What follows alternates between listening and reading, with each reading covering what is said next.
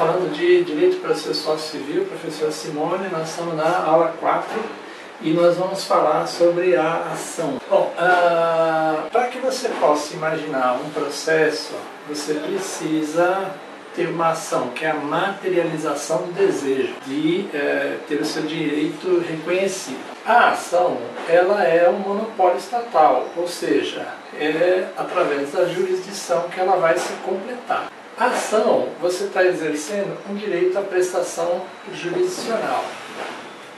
O direito de agir, chamado direito de agir, para você fazer uma solicitação de algum direito que é uma pretensão resistida, né? Para isso, existem algumas condições. Caso essas condições não sejam satisfeitas, você vai ter a carência de ação, ou seja, ela pode ser extinta sem o julgamento do mérito. Então, está faltando algum elemento, seja aqui, por exemplo, na trilogia que nós vamos ver, pode estar faltando algum elemento, você fica caracterizada a carência de ação, e aí pode haver a extinção do processo sem o julgamento do mérito. As condições são, você tem que ter a trilogia. A jurisdição tem que estar dentro do território, dentro da jurisdição que é competente, tem que ter um processo e propriamente a ação, né? Isso vai compor a trilogia do direito processual. Aula de direito processual, trilogia do direito processual, uma das condições é a ação.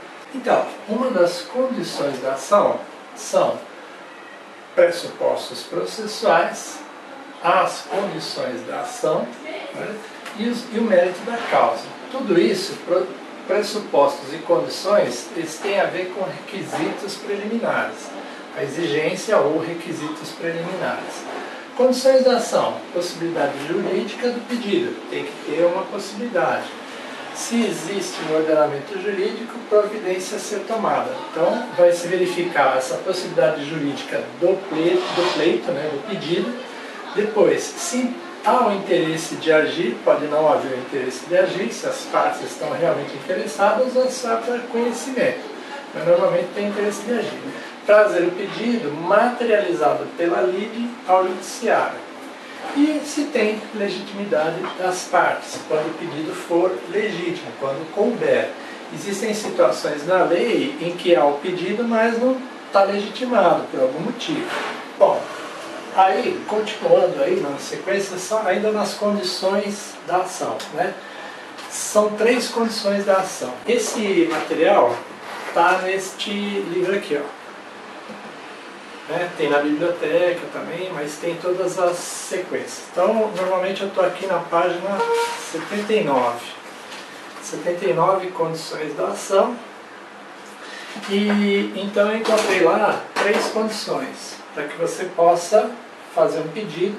Esse pedido é a sua petição, e a petição é feita através de uma ação que vai integrar dentro de um processo. Então, para que haja a ação, ela tem que ter primeiro a possibilidade jurídica, tem que ser possível isso. Então, é o lance lá, pode isso, Arnaldo? Pode, de alguma forma, ter uma ação aí? No caso, você pode cobrar uma dívida de um jogo? Até pode, se você estiver falando que as partes aí individualmente, uma delas foi prejudicada, por exemplo. Lógico, o perdedor sempre é o prejudicado, mas não é isso.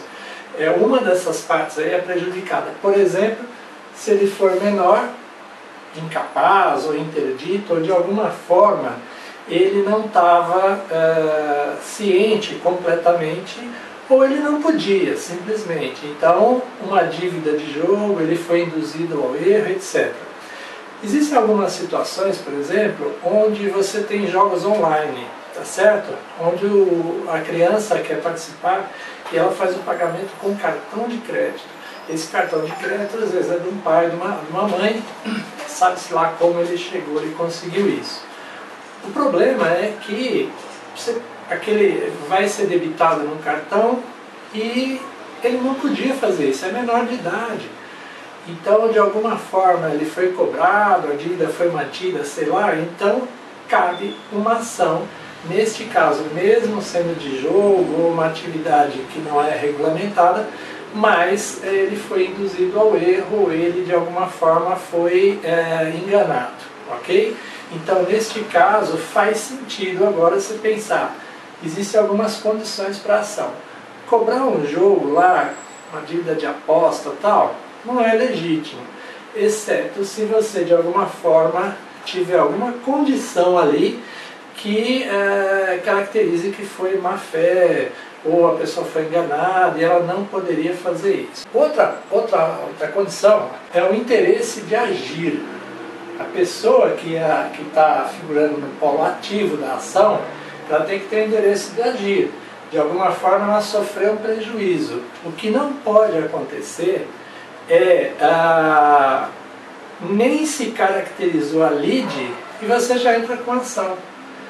Talvez vai acontecer, não faz sentido. Então não está satisfeita uma das condições da ação. Você tem que ter alguém lá no polo ativo e no passivo e de alguma forma tem que estar aí, tem que ter uma lide aí no meio para regular isso, ok? E por último, a terceira é a legitimidade. Se não existir legitimidade na ação, a ação é extinta sem resolução do mérito. Como que isso acontece? Quando você tem um sujeito ativo e um sujeito passivo, esse sujeito passivo aqui deve suportar os efeitos da sentença. Quando isso acontece? Quando você vai buscar o direito de outra pessoa, você vai reclamar o direito de outro, não o seu, você está reclamando, solicitando o direito para tal pessoa. Tem exceções? Tem exceções. Por exemplo, o marido da esposa acidentada entra com uma ação para pleitear para ela, porque ela não pode, está impossibilitada, está em coma, está doente, etc. Então, neste caso, pode.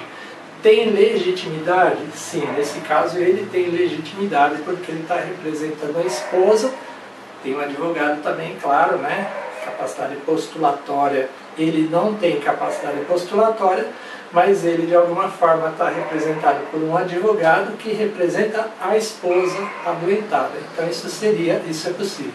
Portanto, não é que isso daí o juiz fica olhando lá detalhadamente, mas ele tem detalhes que podem de alguma forma responder para ele se aquele processo deve continuar ou não, se aquele processo deve existir ou não, porque ele encontrou alguma coisa ali que não está pegando, não tem legitimidade, não tem interesse de agir, não tem, por exemplo, a possibilidade jurídica. Então isso é o que ele vai analisar para dar a sentença dele. Daria para fazer um checklist, automatizar isso num software, por exemplo, do judiciário?